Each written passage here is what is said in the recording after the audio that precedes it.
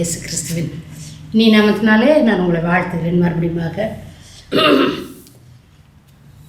தொலைபேசியின் மூலமாக, தொலைக்காட்சியின் மூலமாக, டிவி மூலமாக மறுபடியுமாக உங்களை சந்திப்பதில், மானசீக கண்களில் பார்ப்பதில் உங்களுக்கு என்னுடைய அன்பை கொண்டுட்டு வர கர்த்தர் எனக்கு உதவி செய்தார். சுகத்தை தந்திருக்கிறார், பலத்தை தந்திருக்கிறார், ஆயுச நாட்டில் கூட்டி தந்திருக்கிறார். நம்ம எல்லாம் இருக்கோம்.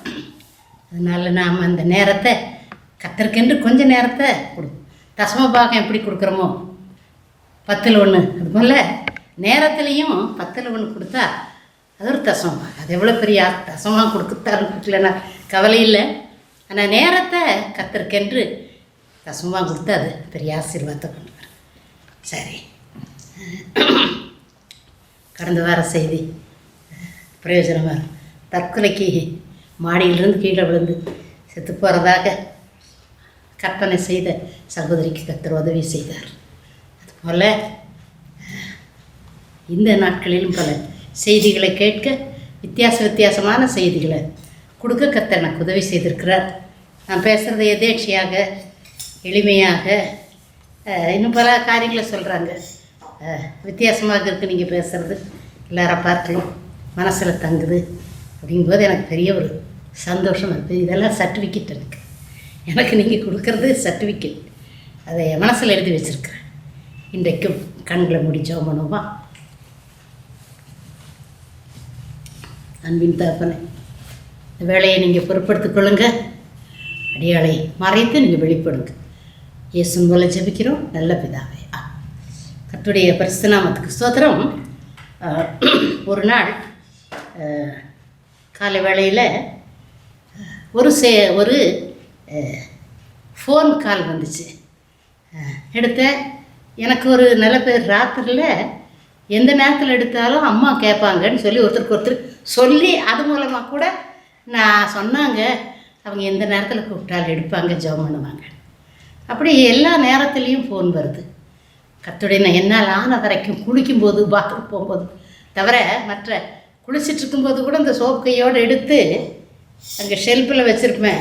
குளிச்சிட்ருக்கிறேன், கொஞ்ச நேரம் கழிச்சு 1/2 மணி நேரம் அப்படியெல்லாம் சொல்கிறது உண்டு. கர்த்தருடைய நாமத்துக்கு ஸ்தோத்திரம்.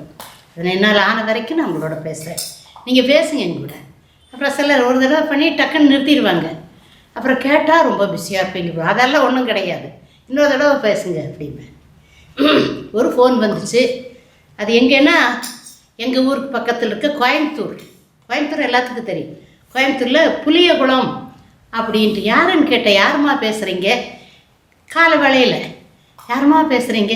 புளியகுளத்துலேருந்து, கோயம்புத்தூர் புளியகுளத்துலேருந்து பேசுகிறேன் அப்படின்னாங்க. புளியகுளம் அப்படிங்கும்போது எனக்கு ஒரு நல்லா தெரியும். ஏன்னா எங்கள் அப்பா நல்ல எஸ்டேட்டு ஹெட் கிளார்க் மேனேஜராக இருந்து அதை விட்டுட்டு கவர்மெண்ட் ஜாப் பார்க்கணும், அரசாங்க வேலை பார்க்கணுன்ட்டு சென்னைக்கு போயிட்டு வந்து அலக்கழிச்சு சாகிற மாதிரி ஆகி எல்லா பொருளையும் ஒரு ஆள் ஏமாற்றிட்டு போட்டுட்டு சென்னைக்கு போகும்போது இப்படியெல்லாம் பல குழப்பங்கள், அது நான் அப்போல்லாம் சின்ன பிள்ளை, 10 வயசு 8 வயசு தம்பியெல்லாம். இப்போ அங்கே கடைசியில் எல்லாம் ஒன்றும் இல்லாமல் ஓட்டாண்டியாக போய் அக்கா வீட்டிலேருந்து எங்களையும் ஒரு பக்கம் பெரிய பாவம் ஒரு 21 வயசு, அது ஒரு ஃபீல்டு கண்டக்டர், அதாவது எஸ்டேட்டில். அப்படியெல்லாம் சாப்பாடு இல்லாமல் தான் நாங்கள். அப்போ அவர் கடைசியில் ஒரு 40 நாள் கழித்து ஒரு வேலை, அது கோயம்புத்தூரில் செட்டில்மெண்ட் ஆஃபீஸ் இன்ஸ்பெக்டர். எங்கள் அப்பா வெள்ளக்கார காலத்தில் பிஏ படித்தவர், டிகிரி முடித்தவர். அந்த காலத்தில் அவருக்கு எல்லா பக்கமும் வேலை கிடைக்கும். அப்போ செட்டில்மெண்ட் ஆஃபீஸ் இன்ஸ்பெக்டராக கிடச்சி. அப்போ எங்களுக்கு கோயம்புத்தூரில் வீடு கிடைக்கலன்ட்டு புளியகுளத்தில் வீடு கிடச்சி. புளியகுளம் ஒரு ஃபேமஸ், அங்கே பட்சிராஜா அப்படின்ட்டு ஒரு ஸ்டுடியோ இது சினிமா எடுக்கு, அது பக்கத்தில். இந்த பக்கம் ஒரு மாதா கோயில்.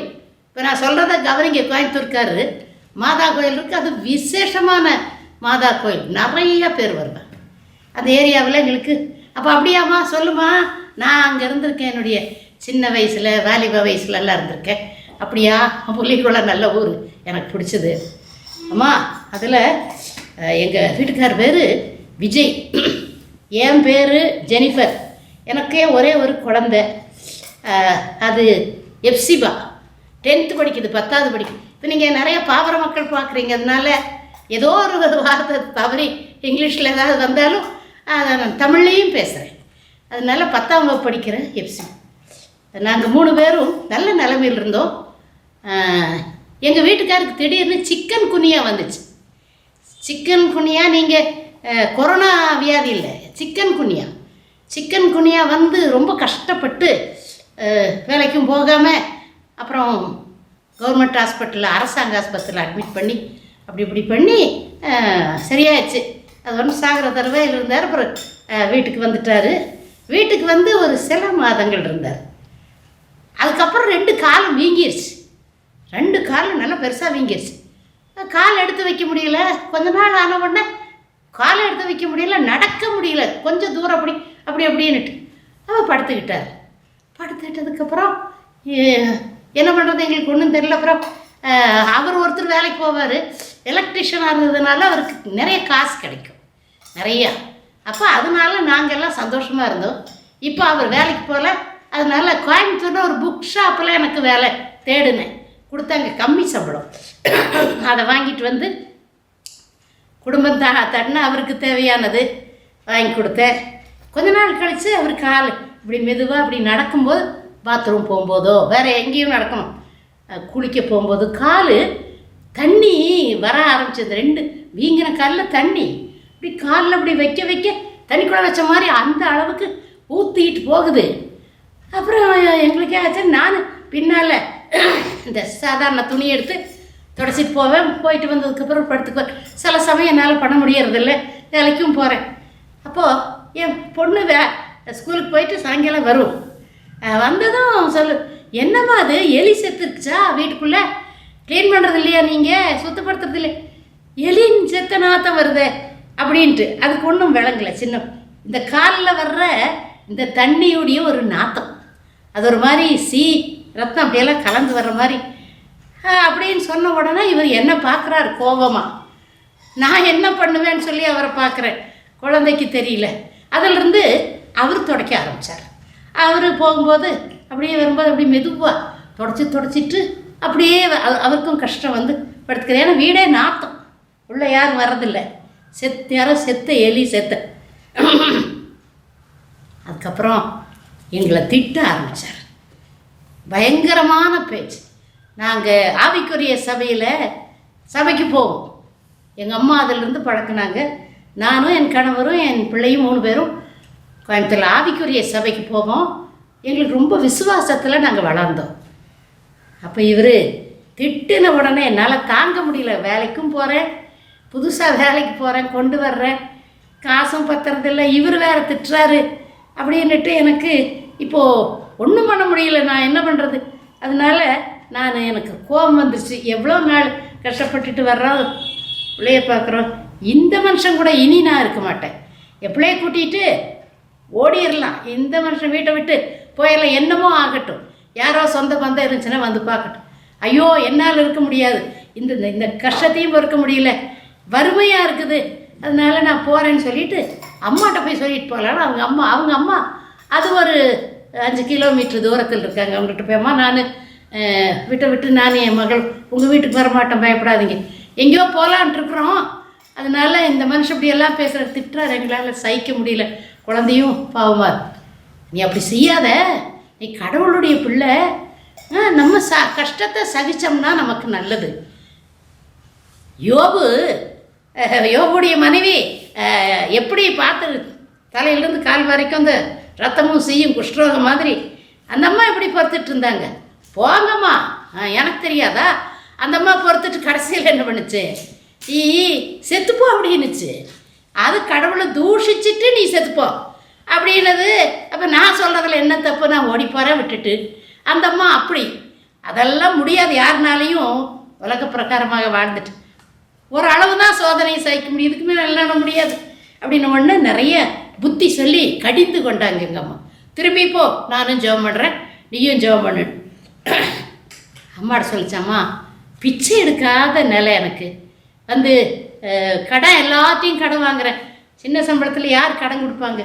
அப்போ அவங்க என்ன அப்படி கேட்கும்போது இப்படியெல்லாம் சொன்னதுக்கப்புறம் அவங்க சொன்னாங்க, நீ பேசாமல் இவ்வளோ நாளாக செல்ல சுகம் இல்லாமல் இப்படி போயிட்டுருக்குதே, அதனால் ஒரு காரியம் செய்ய, இது தாண்டு குணம் தாண்டு ஏதாவது ஒரு பிள்ளி சுனத்தை வச்சுருப்பாங்க, 3 முக்கு ரோட்டில் வச்சுருப்பாங்க. இப்போவும் அப்படி செய்கிறாங்க. டவுனாக இருந்தாலும் சரி 3 ரோடு, அதில் முட்டை அது இது சூடம் வெத்தலை எல்லாம், அதை தெரியாமல் தாண்டிட்டு போயிட்டோம்னா அந்த 2 கால்லையும் அது பாதிக்கும். இன்னொன்று செய்வினை, ஓடி ஓடி சம்பாதிக்கிறியா அப்படின்னுட்டு செய்வினை கோளாறு. அதனால் நீ என்ன பண்ணுற, எங்கள் கோயிலுக்கு மாரியம்மன் போய் தாயத்தை தருவாங்க, அதை வாங்கிட்டு வந்து 2, உங்கள் வீட்டுக்கார் வர முடியாது, தாயத்தை வாங்கிட்டு வந்து 2 காலையும் கட்டி பூசை போடு, அது விபூதி எல்லாம் கொடுப்பாங்க. அதை நீ செய்துட்டேன்னா இது ஒன்றும் பலிக்காது. அவள் இந்த பொண்ணு சிரிச்சிச்சான், ஜெனிஃபர் சிரிச்சான்.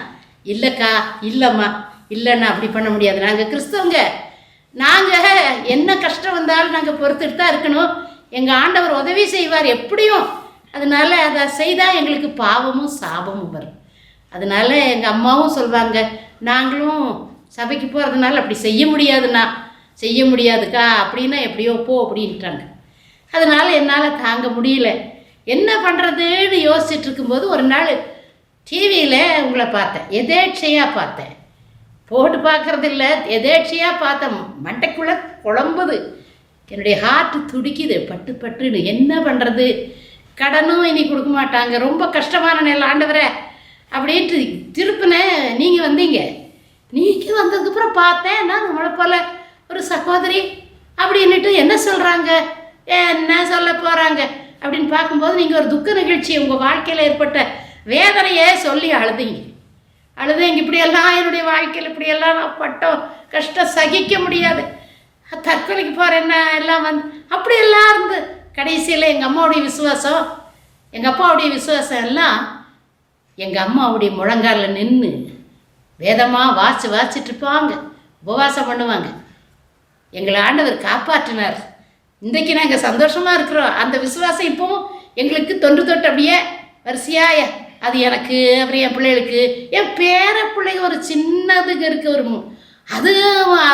அதுக்கும் அந்த விசுவாசம் வந்துருச்சு.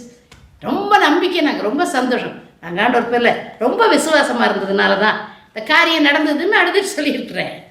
சொன்ன உடனே இந்த பொண்ணு பார்த்துட்டு மனசுக்குள்ளே ஒரு பெரிய அமைதி வருதான், சந்தோஷம் வருதான், விசுவாசம் வருதான். நாமும் அந்த கடவுளை தானே வணங்குறோம், ஏன் எனக்கு செய்ய மாட்டிங்களா அப்படின்னு ஆண்டவர்கிட்ட கேட்ட. ஆண்டவரே, இவங்க சொல்கிறத பார்த்து என்ன காட்டிலும் கஷ்டப்பட்டுருக்குறாங்க ஆண்டவரே, நான் எவ்வளோன்னு அந்த சின்ன பிள்ளைய வச்சுட்டு சாப்பிட்ற வயசு, உடுத்துகிற வயசு, இப்படி ஆண்டவரே என் குழந்தைக்காக எங்களுக்கு உதவி செய்யுங்கன்னு சொன்னேன். சொல்லி ஜெபம் பண்ணிட்டு போயிட்டேன். அடுத்தது எப்போ வரும்னு சொல்லி பார்க்க ஆரம்பித்தேன். நீங்கள் சொல்கிறதெல்லாம் ஒரு பேப்பரில் குறிப்பெடுத்து வைப்பேன், இந்த வசனத்தையும் இது அப்புறம் மறுபடியும் பார்க்கலாமல்ல இந்த வசனத்தை, அப்படி செய்துட்டு இருந்தேன். எங்கள் வீட்டுக்காரரு நான் போடும்போது அந்த ஒரு ரூமில் அதை அவர் பார்த்தாரு. பார்த்துட்டு அவருக்கும் கொஞ்சம் என்னுடைய நான் அழுகிறத பார்த்தாரு. நான் அழுகிறத பார்த்து மனைவி அழுகிறத பார்த்து அவருக்கும் கண் கலங்கிருச்சு. அவரும் விசுவாசி. அப்படியே ஜெபிக்க ஆரம்பித்தாங்க. இந்த பொண்ணும் ஜெபிக்க சாட்சியாக இருப்பேன்ட்டு படிப்படியாக 10 நாளில் அந்த கால் வீக்கம் வத்திருச்சு. அல்லேலூயா. அந்த தண்ணி நின்று போச்சு. அவர் நடந்து பார்த்துருக்குறாரு. சந்தோஷமாக இருக்காங்க ஜெபம் பண்ணிட்டு. அவர் நடக்கும்போது அடுத்த நாள் காலில் தண்ணி வர்றதில்லை. தண்ணி இல்லை, நல்லா நடக்கிற. திருப்பி பார்க்குறாரு, மறுபடியும் வேகமாக நடக்கிறார், இன்னும் கொஞ்சம் வேகமாக நடக்கிறார். கால் வலிக்குது, கால் நல்ல வீக்கமாக இருக்கு. நான் தண்ணி நின்று போச்சு. அப்புறம் நான் சொன்னேன், டிவியில் சொன்னேன், தண்ணி எடுத்து வச்சுக்கோங்க, பாத்திரத்தில் ஒரு எண்ணெயை வச்சுங்க, அந்த எண்ணெயும் தண்ணியும் கலக்காதீங்க. எண்ணெய் நீங்கள் பூசி, நான் சொல்லும்போது எண்ணெய் எங்கே தலைவலியோ காய்ச்சல உடம்பு எல்லாம் அந்த இடத்துல எண்ணெய் பூசுங்க, இது இயேசுவின் ரத்தம்னு சொல்லி பூசுங்க. தண்ணி எடுத்து விடிய காலம் முதல் ஆகாரமாக குடிங்க அப்படின்னு அதை கொடுக்க. அதுதான் அதோடைய முக்கிய காரியம். சந்தோஷமாக வாங்கி அவர் குடிச்சுக்கு வரான். காலில் இந்த பொண்ணு தான் பூசுமா, சில சமயம் அவரும் எந்த நேரத்தில் பூசுமா, காலையில் நைட்டு மத்தியானம் பூசுங்க அப்படின்னா. அதே போல் இந்த பொண்ணை பூசிப்போம், மத்தியானத்தில் பூசிட்டு பாரு, நைட்லேயும் பூசுவாங்களாம். தண்ணி இந்த வர்ற தண்ணி நின்று போச்சு. அப்புறம் பார்த்தா கொஞ்சம் கொஞ்சமாக கால் வத்திருச்சு. அத்தனை பண்ண வேகமாக சொல்கிறேன் நான். அவர் சைக்கிள் வச்சுருப்பாராம், எலக்ட்ரிஷியன். அப்போ அந்த சைக்கிளில் அம்மா நான் கொஞ்சம் இப்படி போயிட்டு வரேன் அப்படின்னா போயிட்டு ஒரு ரவுண்டு வந்தாராம்மா. அந்த புலிகுளத்தை ஒன்றும் அதில் கால் நல்லா இருப்பேன். அப்புறம் வேலைக்கு போக ஆரம்பித்தார். அப்போ சொன்னாங்களாம், பக்கத்தில் உங்கள் வீட்டுக்காரர் 3வது மாடியில் ஒரு எலக்ட்ரிஷியன் வேலை இருந்தது, அங்கே போய் வேலை செய்துட்டு எங்கள் பக்கத்தில் தான், எங்கள் மாடி 2வது, அது 3வது அவர் வந்தார். அப்போ நாங்கள் வழியில் என்னென்னு கேட்டோம். உங்களை பார்த்தா விஜய் மாதிரி, எங்களுக்கு ஒருத்தரை தெரியும், விஜய் ஒரு பேர், அவர் மாதிரி இருக்குது, நடக்க முடியாதவர், நானே தாங்க அவர், அந்த விஜய் நான் தான், பாருங்க என் காலை நான் தான் அப்படின்னார். அப்படியா, நீங்களும் எப்படி ஆச்சு அப்படிங்கும்போது நடந்ததெல்லாம் சொன்னாராம். டிவியை பார்த்தோம், இந்த எண்ணெயும் தண்ணியும் எடுத்து, இப்போ ரொம்ப பேர் ஏமா நீங்கள் எண்ணெயும் தண்ணியும் வைப்பீங்க, சொல்கிறதே இல்லையே, சொல்லலன்னு என்ன நீங்களே புரிஞ்சுக்குங்க. அவங்க வச்சு ஜெபிக்க சொன்னாங்க, நாங்கள் பூசினோம், குடித்தேன், ஒரு மருந்து போகலை. நான் இன்றைக்கி ஆரோக்கியமாக இருக்கிறேன், கை நிறைய சம்பளத்தை கொண்டு போய், வருமானத்தை கொண்டுட்டு போய், சம்பளம் இல்லை வருமானத்தை கொண்டு போய் மனைவி கையில் கொடுத்து, அந்த அம்மா என்னை கூப்பிட்டு அந்த பொண்ணு சாட்சி சொல்லிச்சு. கர்த்தருடைய நாமத்துக்கு ஸ்தோத்திரம். இன்றைக்கும் அவங்க சொன்னாங்களாம், நாங்கள் ஆராதிக்கிற ஆண்டவர், எனக்கு இப்படி நெஞ்ச தட்டணும், அவ்வளோ பயிராக்கி ஏசம், நாங்கள் ஆராதிக்கிற ஆண்டவர் சர்வ வல்லமுள்ளவர், பரம வைத்தியர். கஷ்டம் எங்கள் வாழ்க்கையில் வந்தாலும் சோதிக்கிறார். இப்படியெல்லாம் சோதிச்சா ஓடி போயிடுவாங்க. இவ்வளோ நாள் ஏசப்பா ஏசப்பாங்கிறாங்க, இவங்களுக்கு ஏதாவது ஒரு கஷ்டத்தை கொடுத்துட்டா ஓடி போயிடுவாங்க அப்படின்னு சாத்தான் சொல்வான்.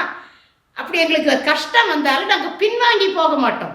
எத்தனையோ பேர் எங்களுக்கு இடம் மாற தடம் மாற சொன்னாங்க, நாங்கள் செய்யலை, வைராக்கியமாக இருந்தோம், ஏசப்பா என் கணவரை சுகமாக்குனார், இன்றைக்கு நல்லா இருக்கிறேன். கர்த்தருடைய நாமத்துக்கு ஸ்தோத்திரம். ஒரு வசனத்தை நான் சொல்கிறேன். எரேமியா தீர்க்கதரிசன புஸ்தகம் 23:23 சில வசனங்கள் பாருங்கள், 14 யோவான் எழுத 14 இப்படி அவ்வளோ ஒரு வசனம் அப்படி பார்த்தீங்கன்னா அது அற்புதமாக இருக்கும். எரேமியா தீர்க்கதரிசன புஸ்தகம் 23 அதிகாரம் 23 ஞாபகத்தில் வச்சுங்க. அதோட இன்னும் 24 சொல்லிக்கலாம். வாசிக்கிறேன், கவனிங்க. நான் சமீபத்திற்கு மாத்திரமா தேவன், தூரத்திற்கும் தேவன் அல்லவோ என்று கர்த்தர் சொல்லுகிறார். என்கிட்ட வாங்க வாங்க வாங்க வாங்க வாங்க சோகம் பண்ணலாம், வாங்க ஜெபம் பண்ணலாம் அப்படின்னு பூசும்போது சுகமாகி, உள்ளே வரும்போது வேதனையோடு வருவாங்க, வெளியில் போகும்போது நடந்துட்டு போவாங்க, நல்லா இருக்கேன், நடத்துறவங்க நல்லா. அப்போது இந்த ஆண்டவர் தூரத்திற்குமா தேவன்கிறாரு. நான் என்ன நான் சமீபத்திற்கு மாத்திரமா, என்கிட்ட வர்றவங்களுக்கு மாத்திரம்தானா? அமெரிக்காவில், ஆஸ்திரேலியாவில், இங்கே பக்கத்தில் இருக்கிற மலேசியாவில், எல்லா இடத்துலிருந்தும் எல்லாருக்கும் நான் தேவனாகிய கர்த்தர், என்னால் செய்யக்கூடிய அவசியம் ஒன்றும் இல்லை. இந்த வசனத்தை பார்க்கிறோம். நான் சமீபத்திற்கு மாத்திரமா தேவன், இந்தியாவுக்கு மாத்திரமா, தமிழ்நாட்டுக்கு மாத்திரமா, கேரளாவுக்கு, கர்நாடகாவுக்கு, டெல்லிக்கு, மும்பைக்கு எல்லாம் என்கிட்ட வருது எல்லாம். அப்போ இதுக்கு அவ்வளோ இந்த சமீபத்தில் இருக்கவங்களுக்கு தான், இந்தியாவில் தான் நான் கிரியை செய்கிறேன்னு சொல்வேனா? நான் சமீபத்திற்கு மாத்திரமா தேவன், தூரத்திற்கும் தேவன் அல்லவோ? எந்த தேசத்தில் இருந்தாலும், என்கிட்ட எத்தனை பேர் வெளிநாட்டு ஜெபம் பண்ணுறாங்க, அதனால தான் வெளிநாட்டுக்கெல்லாம் என்னை கூப்பிட்டாங்க, போயிட்டு வந்தேன், தெரியுமா உங்களுக்கு? அப்போ வெளி அண்ட் தூரத்திற்கும் தேவன் அல்லவோ என்று கர்த்தர் சொல்கிறார். எவனாகிலும் தன்னை நான் காணாதபடிக்கு மறைவிடங்களில் ஒளித்து கொள்ளக்கூடும். ஐயோ, ஏன்னா என்னுடைய கண்கள் பார்க்காத சிலர் சொல்வாங்க, இந்த ஆண்டவருக்கு கண்ணே இல்லை, மூக்கே இல்லை, வாயே இல்லை. பொதுவாக மற்ற மதத்துன்னு சொல்கிறது கண்ணு இல்லைங்க, அப்படி கேட்க, நான் என்ன ஒழிச்சிட்டா இருக்கிறேன், எனக்கு என்ன ஒழிஞ்சிட்டு என்ன தெரியாதுன்னு சொல்லி மறுதளிச்சிட்டு இருக்கிறாங்களா? வசனத்தை பாருங்க. ஒழித்து கொள்ளக்கூடுமோ என்று கர்த்தர் சொல்லுகிறார். நான் வானத்தையும் பூமியும் நிரப்புகிறவர் அல்லவா என்று கர்த்தர். வானத்தையும் இல்லாதவைகளை சொல்லுங்க இருக்கிறவராக அழைக்கிற தேவன். வானத்தை வறுமையா, பாத்திரத்தில் ஒன்றும் இல்லையா உங்க வாழ்க்கையில், வீட்டில் தொடச்சிட்டு போகுதா, மேலே மழை வருது இல்லையா, பயிரிட்டு ஒண்ணுமில்லாம் போயிருச்சா, காஞ்சு போயிருச்சா, வானத்திற்கு பூமிக்கு நிறைவை கொடுக்கிற தேவன் என்று சொல்லி எவ்வளவு தெளிவா சொல்றார். நான் வானத்தையும் பூமியும் நிரப்புகிறவர் அல்லவோன்னு சொல்றார். கர்த்தருடைய நாமத்துக்கு ஸ்தோத்திரம். அப்படிப்பட்ட ஆண்டவர் ஏன் நம்ம சந்தேகப்படுறோம்ல? சந்தேகப்படக்கூடாது, அவிசுவாசம் நமக்கு வரக்கூடாது, அவநம்பிக்கை வரக்கூடாது. நிச்சயம் ஆண்டவர் ஒரு நாளைக்கு நமக்கு அற்புதத்தை செய்வார். நான் அதை விசுவாசிக்கிறேன். என் வாழ்க்கையில் ரட்சிக்கப்பட்ட நாள் இருந்து அதுக்கு முதல்ல இளமையில் தான் நான் வந்த ஆண்டு. அதுக்கு என்னுடைய கடைசி பிள்ளை பிறந்த அந்த ஒரு 6 மாதம் அப்போ தான் நான் வந்தேங்க. உலகத்தில் சந்தோஷமாக பாடி ஆடி துதிச்சு அப்படி பண்ணி இப்படி பண்ணி இருந்த நான் அந்த வயதில் தான் வந்து எல்லாத்தையும் வெறுத்துட்டு வந்தேங்க. நினச்சிட்டு இருக்கீங்களா அம்மா ஒரு 40 வயசில் 50 வயசில் வந்திருப்பாங்க? இல்லைங்க, நான் ரொம்ப இளமையில் நான் வந்தேன். சந்தோஷமாக இருக்க வேண்டிய நேரத்தில் மகிழ்ச்சியோடு ஆடிப்பாடி அதெல்லாம் விட்டுட்டு என் வாழ்க்கையெல்லாம் நான் அவ்வளோ போராட்டம், சின்ன வயசுன்னு போராட்டம் இல்லையா? எந்த வயதிலும் யாருக்கும் எல்லா வியாதியும் என்னென்னமோ வரலாம், பிரச்சனைகள் வரலாம். ஆனால் அந்த நேரத்தில் பிடித்து கொண்டேன். என் ஆண்டவராகிய கர்த்தரை பிடித்து கொண்டேன். அதுக்கப்புறம் உலகத்தை வெறுத்தேன். உறவுகளெல்லாம் அன்பெல்லாம் பொய்யேன்னு தெரிஞ்சிட்டதுக்கப்புறம் தான் மனசார நான் ஆண்டவரை நேசித்தேன். ஆண்டவருடைய அன்புக்கு ஈடு இணையே கிடையாது. ஐயோ, அவ்வளோ அன்புள்ள தேவன் அவர். வானத்துக்கும் பூமிக்கும் அவர் அந்த அன்புக்கு சொல்லவே முடியாது. அப்படிப்பட்ட ஆண்டவரை நான் நேசித்தேன். உலக பிரகாரமாக வாழ்ந்துட்டுருக்கேன். பாருங்க, நான் நல்லா தான் இருக்கிறேன். இப்போ என்ன பரதேசி மாதிரி சும்மா வெள்ளப்புடவையை கட்டிட்டு அப்படியே பரிதாபமாக, எனக்கு பரிதாபமாக இருக்கிறது எனக்கு பிடிக்காதுங்க. நான் யாராவது பார்த்து என்ன எப்படி இருக்கீங்கன்னு கேட்டால் எனக்கு கோபம் வரும். நல்லா இருக்கீங்களே அப்படிங்கணும். ஆமாங்க, நான் ஒவ்வொரு நாளும் என்னையே நான் நல்லா வச்சுக்குவேன். நல்ல உடை, நல்ல உணவு, சிரித்த முகம், அப்படியெல்லாம் நான் இருக்கிறேன், சாப்பிட்றேன், எல்லாம் சரி. ஏன் சொன்னோமா, என்னை பார்த்து நீங்கள் சொல்லணும், இவங்க இவ்வளோ நல்லா இத்தனை வருஷத்தில் ஊழியம் செய்துட்ருக்கேன். அன்றைக்கு போல் என்னுடைய உள்ளம் இளமையாகவே இருக்குது. ஒரு வேளை வயசாகிட்டு போல் அதை பற்றி எனக்கு கவலை இல்லை. ஏன்னா அப்படி ஆண்டவர் வைக்கிறது இல்லை. நான் நல்லா இருக்கிறேன். காரணம் என்ன தெரியுமா? அவருக்காக காத்திருந்து பொறுமையோடு எல்லாத்தையும் வாங்கிட்டு இன்றைக்கு நான் அனுபவிக்கிறேன். அன்றைக்கு நான் வேதனைப்பட்டேன். இன்றைக்கு மற்றவங்களுக்கு சொல்லக்கூடிய அட்வர்டைஸ்மெண்ட் பண்ணிட்டு இருக்கிறேன். நான் எங்கள் அப்பாட்ட வாங்கன்னு சொல்கிறவங்களையெல்லாம் கூப்பிட்டுட்டு இருக்க, ரட்சிக்கப்படுங்க, மனம் திரும்புங்க. இவர் இயேசு கிறிஸ்து உலகத்தையும் அண்ட சராசரத்தையும் உண்டாக்கின மெய்யான ஒரே மெய்யான கடவுளுங்க. நம்புங்க. இதை நான் பொய் சொல்றேன்னா நான் மாத்திரமா சொல்றேன். எல்லாருடைய வாயிலே இன்றைக்கு சுவிசேஷம் அறிவிக்கப்படுதுங்க. எல்லா வழியிலையும் சுவிசேஷம் எத்தனை தடை வந்தாலும் அடிச்சு நொறுக்கி எது பண்ணாலும் வளர்ந்துகிட்டே இருக்குது. மூட்டைப்பூச்சி மூட்டைப்பூச்சி தெரியுமா உங்களுக்கு? அதனால நீங்களும் பெற்றுக்கொண்ட நன்மைகளை அந்த விஜயும் அந்த அந்த ஜெனிஃபர் சொல்லிகிட்டே இருக்காங்க. யார்கிட்ட பார்த்தாலும் நாங்கள் இந்த ஆண்டவரை நம்பினேன். எங்கள் ஆண்டவரை எங்களை பலப்படுத்தியிருக்காரு. சரியா சொல்லுவோமா? சாட்சி சொல்லலைன்னா வாழ்க்கையே இல்லை. சாட்சி பாத்திரம் நிரம்பினா தான் வழியும். அப்போ நைஸாக ஆண்டவர்கிட்ட ஏமாற்றி வாங்கிட்டு மறந்து போயிடுறீங்களா?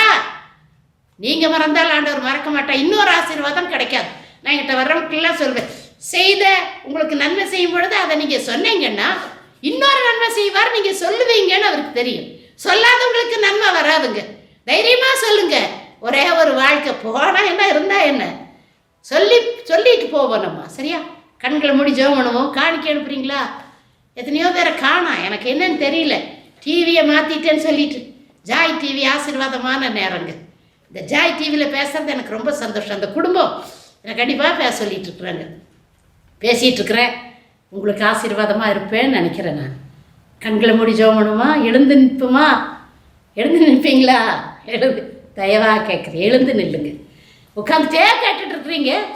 இப்போ ஆசீர்வதிக்க போகிறாரு. எழுந்திருச்சு ஆண்டவரே கொடுங்கன்னு சொல்லணும். இந்த படுத்துட்டு இருக்காங்களே, அந்த ஈரோட்டில் ஒருத்தர் படுத்துட்டு இருந்தார். எந்திரிச்சு உட்கார்ந்தாராம். நான் ஜெபம் பண்ண தொடங்கின உடனே நான் சொன்னேன், படுத்துட்டு இருக்கிறவங்க எல்லாம் எந்திரிச்சு உட்காரணும். அதான் உட்காந்துட்டாரா. 1 மணி நேரம் 1.5 மணி நேரம் அப்படி உட்காருங்கிறீங்களா? வயதானவங்க, வியாதி உள்ளவங்க, பிரச்சனை உள்ளவங்க எழுந்து உட்காருங்க. உட்கார்ந்துட்டு இருந்தவங்க எழுந்து நில்லுங்க. அல்லேலூயா, ஸ்தோத்திரிக்கிறேன் ஆண்டவரே. ஜீவனுள்ள தேவனே உம்மை துதிக்கிறேன்.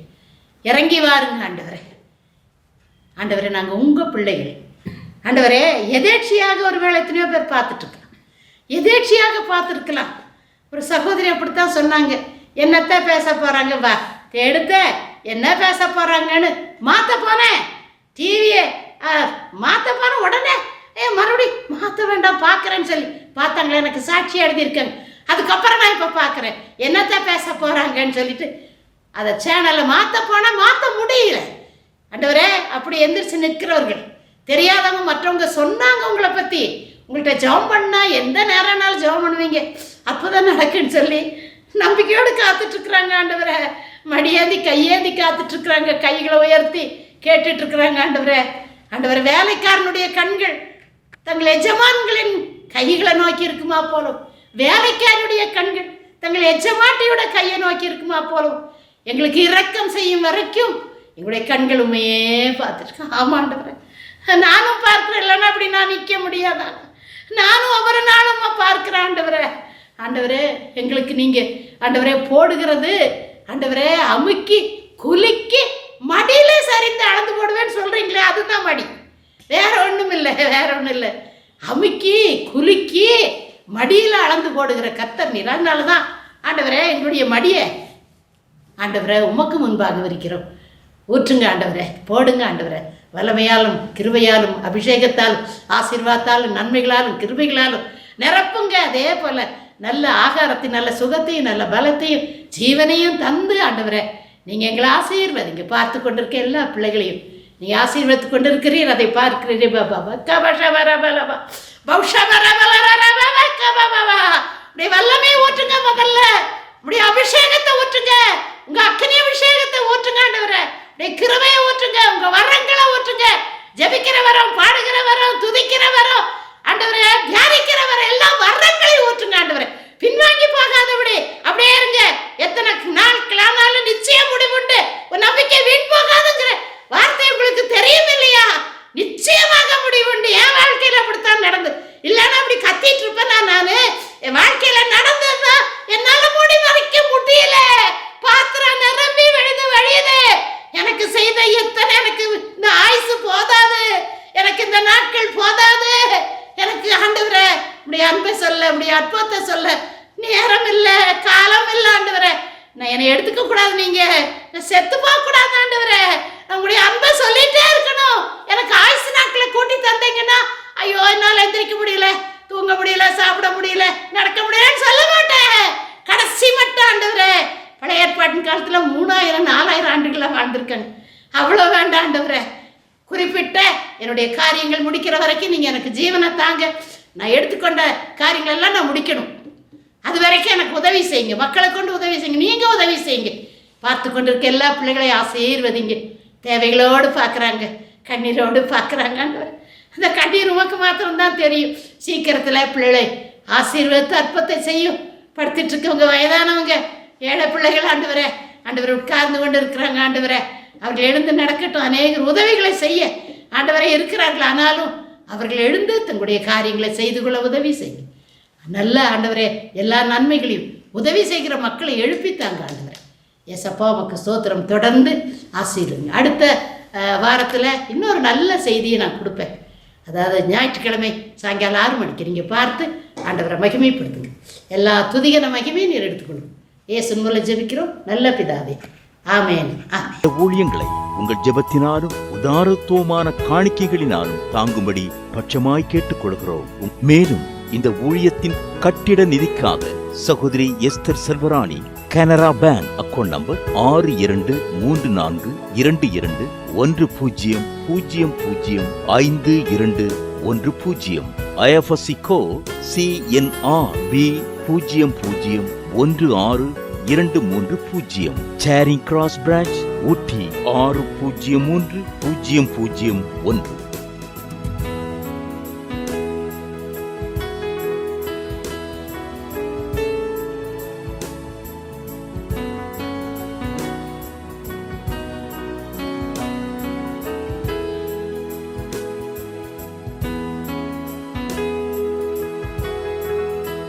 உங்கள் காணிக்கைகளை நீங்கள் அனுப்ப வேண்டிய எங்கள் வங்கி விலாசம்: Deborah good news ministries, Indian bank account number 6072895776, IFSC code IDIB 00U019, சேரிங் கிராஸ் பிரான்ச் ஊட்டி 603001.